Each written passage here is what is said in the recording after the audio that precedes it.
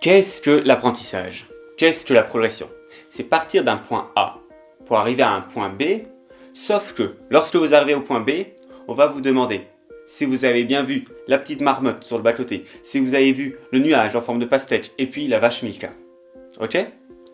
Donc, autrement dit, il s'agit de suivre un chemin et de retenir l'essentiel de ce chemin, l'essentiel de ce programme une fois qu'on arrive au bout et de le retenir le plus longtemps possible. La carte du progrès est construite sur ce modèle, un chemin tracé, différentes étapes et une méthode pour fixer les connaissances dans la mémoire. Mais les échecs ne se limitent pas à apprendre de nouvelles techniques et à les retenir. Il y a différents temps d'apprentissage et chacun a leur importance. Il y a le temps consacré à jouer des parties sérieuses, c'est-à-dire toute partie où vous êtes à 100% concentré, avec un temps d'au moins 30 minutes par joueur. 1 heure, c'est mieux, on est sur ce qu'on appelle les parties longues. Les parties par correspondance, d'ailleurs, rentrent dedans. Par contre, tout ce qui est parties rapides, blitz, bullet, ça ne rentre pas dans la définition des parties sérieuses. Donc, parties sérieuses où vous avez du temps et la concentration 100% dessus. Ensuite, il y a le temps consacré à l'analyse des parties jouées, des parties sérieuses jouées. La logique est simple. Si vous n'avez pas fait d'erreur pendant votre partie, normalement, vous aurez dû gagner. Donc, si vous avez perdu, c'est qu'il y a des choses à revoir dans votre partie. Et si vous avez gagné, les parties sont aussi intéressantes à analyser parce que vous avez certainement aussi fait des erreurs. Après tout, aux échecs, celui qui gagne, c'est celui qui fait l'avant-dernière erreur. Ok, donc c'est vraiment important. L'étude des analyses de parties, c'est un temps qui est important, qu'il faut faire. Pas dès le début, on en parlera un peu plus tard. Pas dès le début, mais dès que vous commencez à avoir des bases, voilà. Si vous ne faites pas d'erreur, vous avez gagné. Donc c'est la meilleure manière de progresser, c'est de ne plus faire des erreurs que vous avez déjà faites. Cependant, l'analyse de parties nécessite des connaissances précises. On ne le fait pas au doigt mouillé et surtout on n'utilise pas l'analyse de l'ordinateur. Et encore moins les analyses automatiques fournies par les sites. Ça va juste vous donner l'illusion de progresser et vous n'allez pas progresser pour de vrai et au contraire, ça peut vous amener des mauvaises habitudes. Ensuite, autre temps, l'acquisition de nouvelles connaissances et l'approfondissement des connaissances déjà acquises. Cette formation, la carte du progrès, est votre humble serviteur pour ce temps-là. Acquérir de nouvelles connaissances, les approfondir, en faire une bonne petite soupe pour vous. Ensuite, autre temps, la révision des connaissances déjà acquises. C'est souvent une partie qui est négligée. On préfère aller vers quelque chose de nouveau. Non, on révise ce qu'on connaît déjà. Et là, je vais citer mon pote Bruce Lee. Je ne crains pas l'homme qui a pratiqué 10 coups une fois, mais je crains l'homme qui a pratiqué 1000 fois, 10 000 fois le même coup. Donc, ce temps-là va être effectué grâce à votre baluchon. C'est un ensemble de patterns à reconnaître rapidement. Je vous expliquerai dans une autre vidéo ce fonctionnement en détail. Le baluchon, un ensemble d'exercices que vous allez mâcher, remâcher, etc., que vous aurez toujours avec vous, c'est votre baluchon. Super intéressant, super important, et c'est ce qui va permettre de vraiment gravir des échelons en termes de visualisation, en termes d'instinct sur l'échiquier. Et enfin, le dernier temps, c'est sur la culture échiquienne. Car les échecs ne sont pas qu'un jeu, mais c'est aussi tout un univers. De le temps passé à se documenter, à regarder des vidéos, à lire des biographies de champions, c'est aussi un temps qui peut être important. Pas pour la progression immédiate, mais pour tenir dans le long terme. Cependant, c'est un temps qui est laissé à la libre appréciation de chacun. C'est aussi un temps important, mais ça va dépendre. Ça va dépendre des gens. Certaines personnes n'en auront pas du tout besoin et vont pouvoir atteindre un niveau vachement élevé sans connaître la liste de tous les champions du monde. Et d'autres, au contraire, ça va nourrir leur motivation et ça va leur permettre de tenir dans le temps. De la répartition de ces différents temps, de la culture échiquienne, la révision des connaissances, l'acquisition de nouvelles connaissances, l'analyse des parties sérieuses et le temps consacré à les jouer, ces 5 temps, vous allez pouvoir les répartir en fonction de ce que vous aimez et de votre niveau. Donc je vais vous présenter 3 profils différents avec chacun leur planning. Sentez-vous libre de choisir le profil de votre choix et de changer quand vous le souhaitez. Maintenant que vous avez déjà des bases en intelligence temporelle, vous allez voir, ça va être du gâteau. Profil 1, le Rambo. taille maximale de votre baluchon entre 250 et 500 exercices. On est dans quelque chose de lourd. Entre 250 et 500 exercices.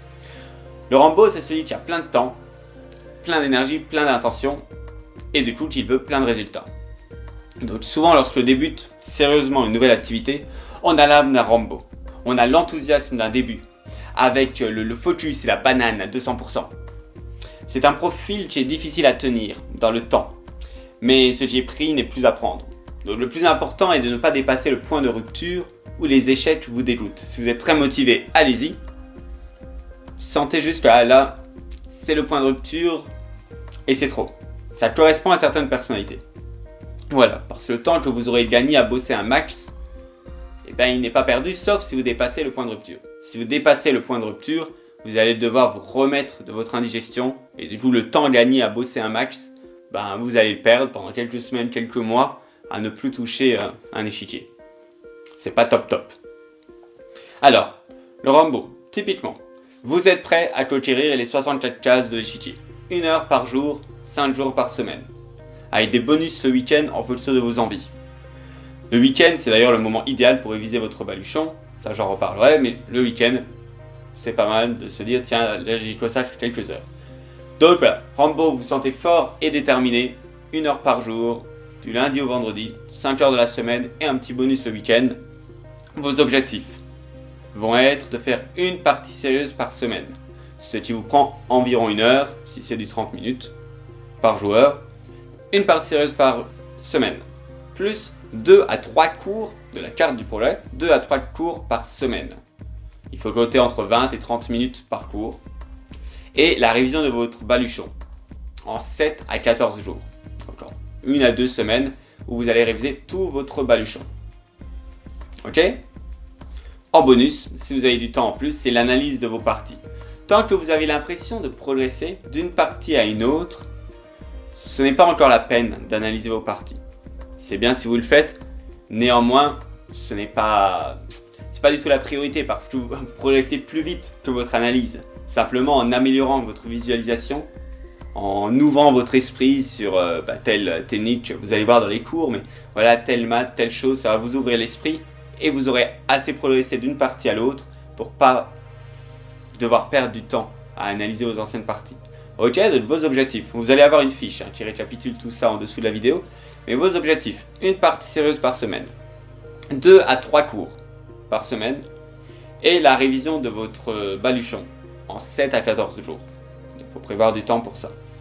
Voilà, en bonus, analysez vos parties si vous voulez. Pour les zones grises, c'est-à-dire ces moments où vous ne pouvez pas avoir le focus 100% sur les échecs, et pourtant vous avez du temps dans les transports en commun ou je ne sais trop quoi, et vous ne pouvez pas être focus 100%, vous pouvez faire des parties rapides, c'est toujours bien, éviter les bullettes, éviter les 1 minute, mais voilà, peut-être des 5 minutes, 10 minutes, c'est assez facile à caser, ça fait toujours du bien.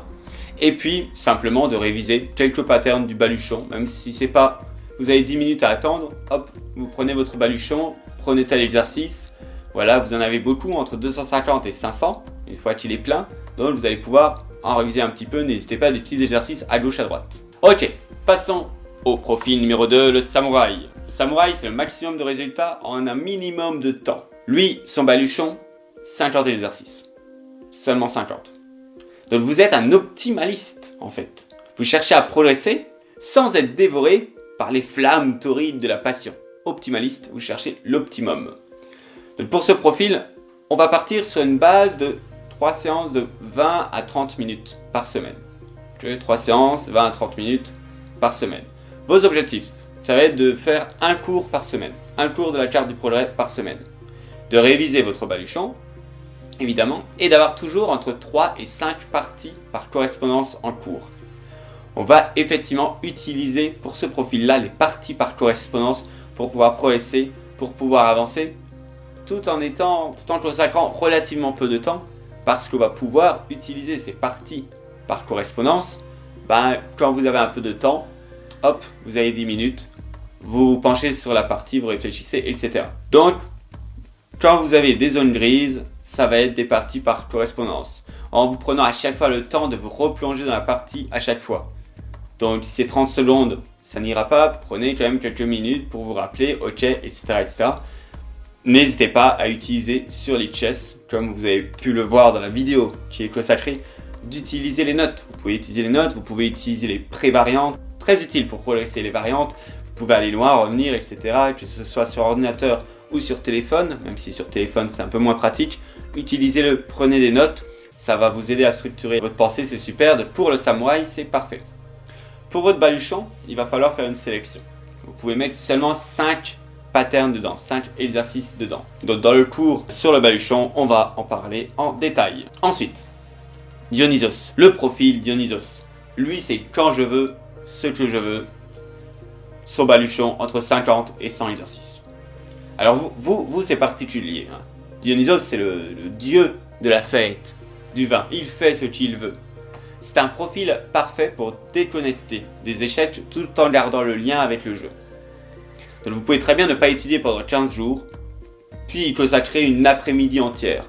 Alors comment faire pour tout de même progresser malgré cette irrégularité? L'important c'est de garder le lien avec le jeu. Les zones grises seront au premier plan évidemment.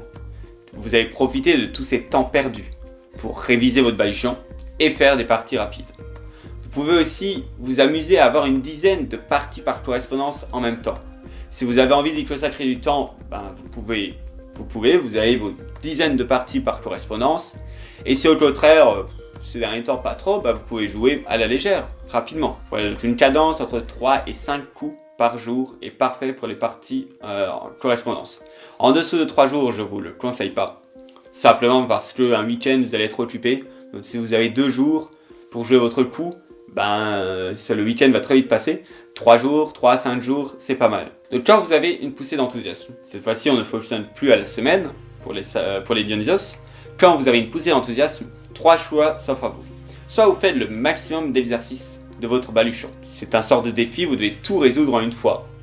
Aux 50 à 100 exercices en une fois, donc ça peut être pas mal. Vous avez envie cet après-midi, cette soirée, hop, vous y consacrez 2 heures et vous faites le maximum. Vous pouvez faire un nouveau cours.